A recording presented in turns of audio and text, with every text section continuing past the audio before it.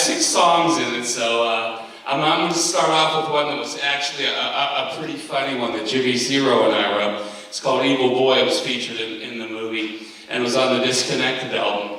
We had written it up in Cleveland at Jimmy's apartment, and we were kind of taking the mickey out of Steve on it, and we wanted to show it to him just as a joke. But when we showed him the song, he really, really loved it.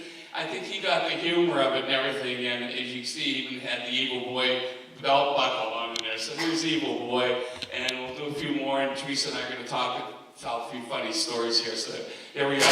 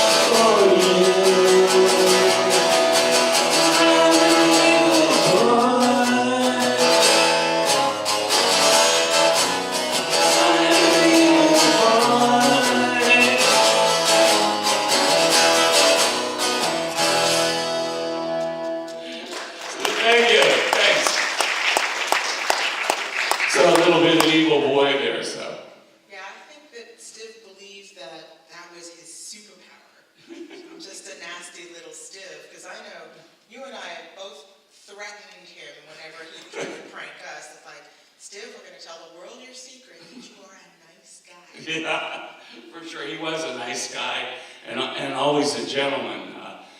Theresa and I just got back. We did the Cleveland show up in the world premiere and the 2 premieres in New York. Had a great time up there.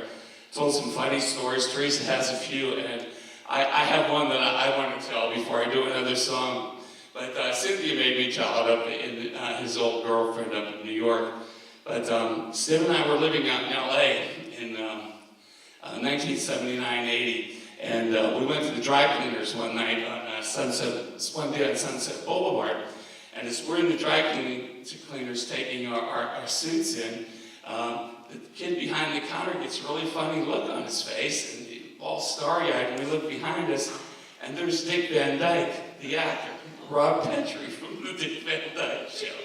And he's bringing in these big smiles to the world, and he's dropping off something too, and then he leaves, and Steve says to the kid, "Quick, give me a pen and a paper, quick, quick." So we run out to the parking lot, and Steve says, "Mr. Van Dyke, can I get your autograph?" "Oh, sure, son, come on over. Who am I making it to?" "Steve, how do you spell that?"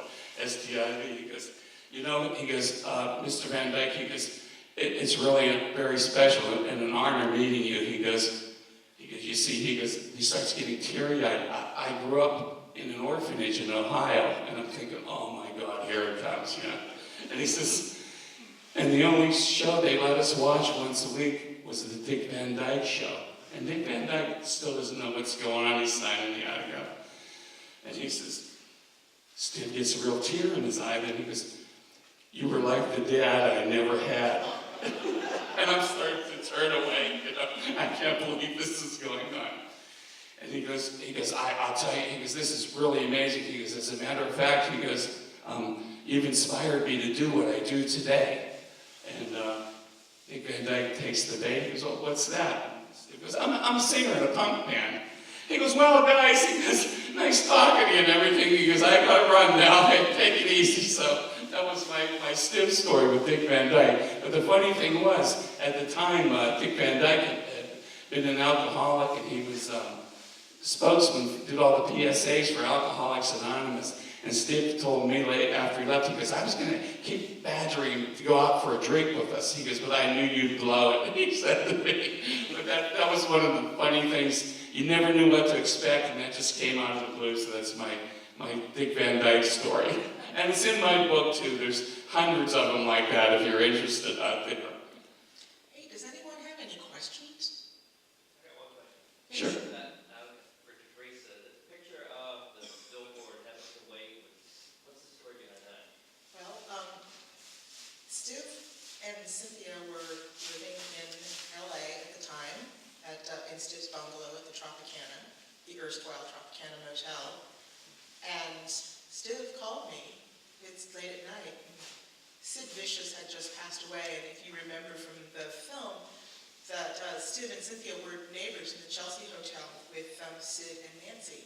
And prior to that, Sid, who was the world's biggest Sex Pistols fan before he actually became a Sex Pistol, was truly and seriously the world's biggest Dead Boys fan. And he followed us around like a puppy, like he was in puppy love with Stiv. And everything that Cynthia said in the movie about, like, you know, the Dead Boys being like the real punk rock band of New York, I mean, it's true. I mean, Stiv was more of an idol to Sid Vicious than his own lead singer was. So when Sid died, somebody went and spray painted on the billboard for Heaven Can Wait, R.I.P. Sid, which you saw. And Sid called me up and he said, I need to memorialize that. You know, he was our friend and I want to go pose with him. And so we went up there in the middle of the night and took these pictures. And I sent these pictures to Cream Magazine, and they used that picture as the top half of the obit for Sid. But for almost 40 years, I believed that Stiv was the one who spray painted that. And it turns out that it was Nicole Panter who managed the Germs in Los Angeles, and our friend Gabby Berlin, who had gone up there and spray painted it. And I didn't know that until almost 40 years later when Nicole told me. She goes, you know, you tell people that Stiv did this. And it's like, but Nicole, he kind of intimated that that was his handiwork. So anyway, that's the story. And it was really just for posterity. You're welcome. Any other questions? Okay, well, I'll play a song, man. well, I know this is going to be a song from the era that you lived in LA together, right? Okay. Yeah? Do a little bit of A Million Miles Away. It was in the movie as we went to LA there. But this is an old song I had written. Steve always wanted to do it. So during Disconnected, we pulled it out. Michael Monroe's recorded it. About a dozen people have recorded it, and it was one of Steve's favorites. And I'll do it right now. This is A Million Miles Away.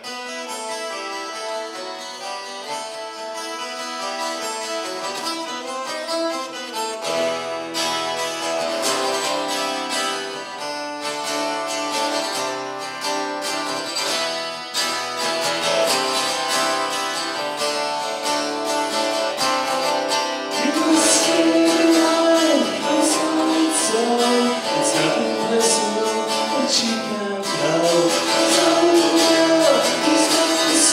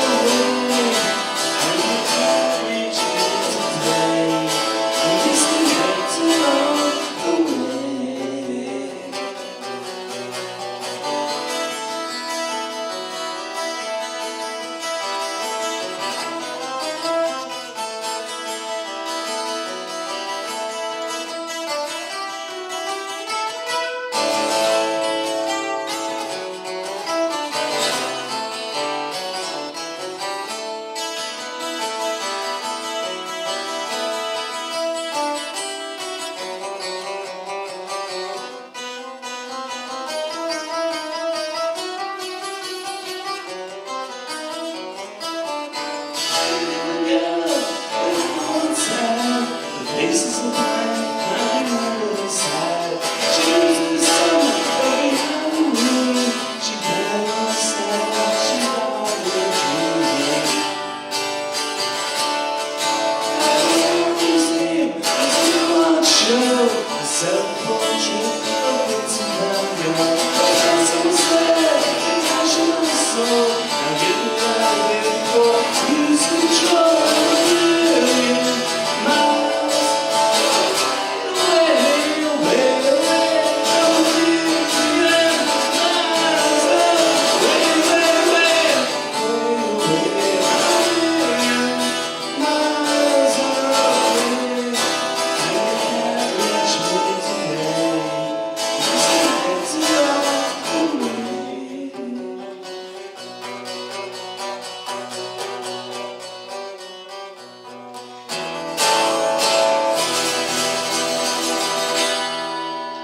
Million miles, thank you. Theresa was out there capturing all these great photographs when we did that Disconnected album. She was there the whole time, and one of the premier photographers in the world. I love her. And this is so emotional for all of us. In New York, it was great. Cleveland here, it just seeing so many old people. It's fun, and it's a great tribute to Steve, I think.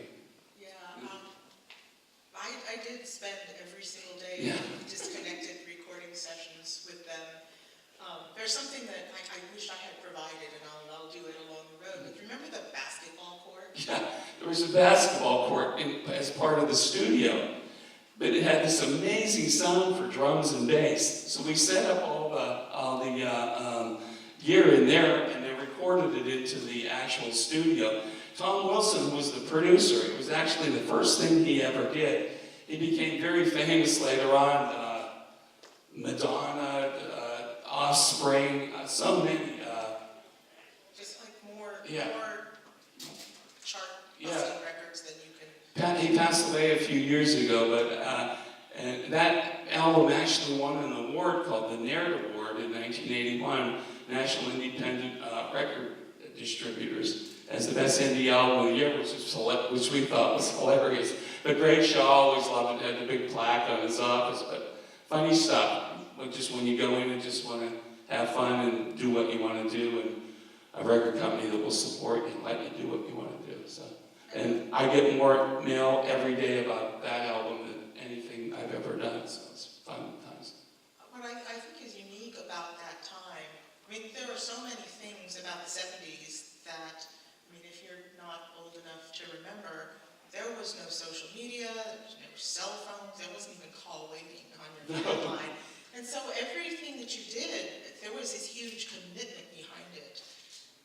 It's like when all of you guys in the movie explained how you met Stiv, it was because you went out every night to see bands, because you were in a band and you wanted to go hear other music and check out what other people were doing.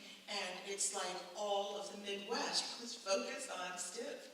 I had met him at teen dances and just hanging around different people's places and everything. But I was only 15 years old when I met him. He was 17. He's a couple years older than me, so he was quite a character then. And like in the movie, I was the first guy that ever brought him on stage, and I ended up taking him to the hospital to get stitched up because he threw a mic in the air. It came down, hit him in the head, and split his head open. Had to get about 10 stitches.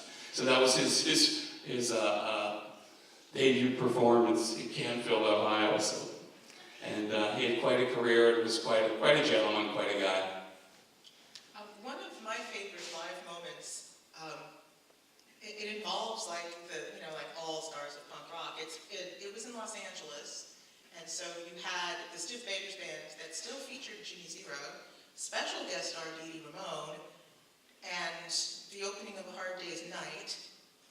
And Frank can tell the story much better than me. We were playing at the Whiskey, and Stiv would always be late for the show, so Jimmy said, why don't you just come on the stage after a shower with no clothes on and get dressed on stage and shave on stage and have a hairdryer. So the other four of us, we went into A Hard Day's Night and started playing it note for note like the Beatles. And people are just going crazy. Stiv comes out and he's blow drying his hair, and he's, toweling off, and he pulls his pants up and everything. So we ended up doing Hard Day's Night, and then right after that, Dee Dee Ramone was there, and I said, why don't you play? I threw in my bass, and I hair dried myself off. Then I went up and watched him for the whole set. It was great. So Theresa has pictures on her sites and on mine up there too. You'll see it. But a couple people played around, especially Kim Fowley was one of them. Told me it was one of punk rock's best moments. You all know who Kim Fowley is, right? Yes, punk rock Svengali who created the Runaways. He was always there, and I think he tried so hard to give Stiv advice, and I think Stiv is probably the only guy who didn't hate Kim Fowley. He probably was. He could give Kim Fowley advice. Yeah, he was always around. He was about 7 foot tall, too. 6'5". 6'5", okay, close. Yeah, very close. There's a couple other songs that were in the movie you may have not heard before. The one that was on the outro instrumental called You Don't Go Away, and it was featured a couple times in there. It was one of the last things Stiv ever recorded in Paris. It was a song that Jimmy Zero and I had written. And I think he was, I know Jimmy and I were both touched that he had recorded that as one of the last things. I'll do a little bit of it here. I've never done it before, but see if I can give you a little info on the song. And it's very special to both of us.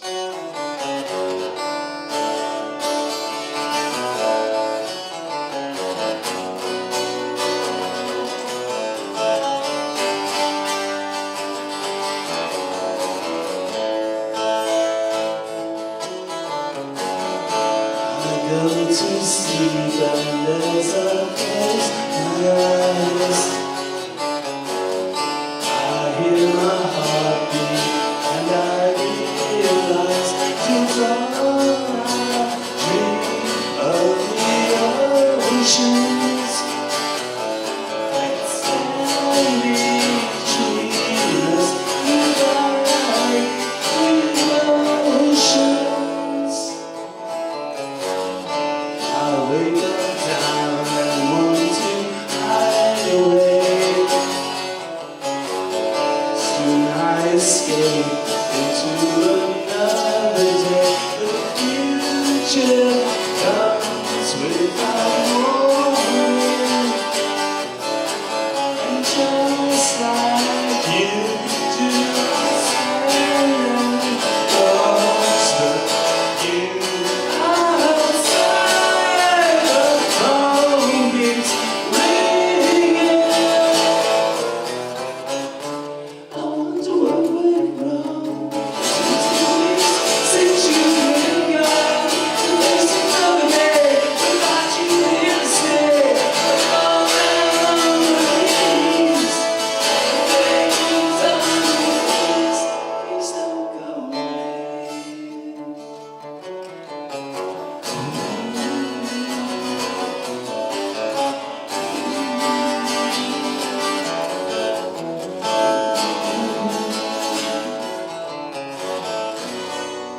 A little bit of that. That was throughout the film.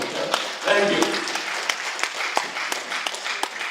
I don't know if you picked up this theme through the film with all of Stiv's collaborators, that even though he was undisputably like the crown prince of the New York punk rock scene, Stiv's heart was in pop music and the music, of like this area and where they grew up in, Western Pennsylvania and in northeastern Ohio. Frank and Jimmy Zero are two of the best power pop songwriters that I have ever met. And, but, just over the past 40 years, when people talk to me about Stiv, and they do, they always bring up Disconnected and, like in that pop garage stuff that Stiv did. I remember even early on in the Dead Boys, they're playing stuff covering like Have Love Will Travel. Yeah, definitely, yeah. And before we end with the great song that you've saved for last, you want to talk a little bit about your songwriting process with Stiv? The first song we'd ever written, he had come he would always come home and visit on the holidays. He came over to visit my wife Lisa and I at our apartment in Sharon, Pennsylvania, where I live. And we picked up the guitar and wrote the last year. And it was kind of cool because a lot of times he would come up with lyrics, or I would come up with a melody and he'd fit the lyrics into it. We had a really, really good partnership. But he loved melodic stuff. He really understood melody. And a lot of people don't realize that. And he was also a great singer. If you ever heard him when nobody was watching, when he would sing Tony Bennett, Left My Heart in San Francisco, note for note, you wouldn't believe it, but he would never let anybody hear him do that. His dad was a great singer, but he had so much control over it, and even though he could, by writhing around like that, it's really, really hard to sing and really hard to keep your breath. But he was a consummate performer. This last song I'm going to do is called The Sid Vader's Ghost Story. It starts off in the beginning of the film too, and Danny Garcia asked me if he could use it, and The Room Full of Strangers from Florida did a version that starts off the credits in the end. After Sid had died, and the same week another of my best friends in the world shot himself the same week, I quit playing music. I just walked away. I got a job with I had worked at National Record Mart too at the time, and I more cheap than everybody did. But I just walked away. I had a young son, and I wanted to be around when he was growing up and be there. And I was sick of touring. I was sick of all of it, and I didn't pick up a guitar for 13 years. In 2003, I picked up my Gibson 66 guitar with 13-year-old strings, and I hadn't played it that long. I played this riff.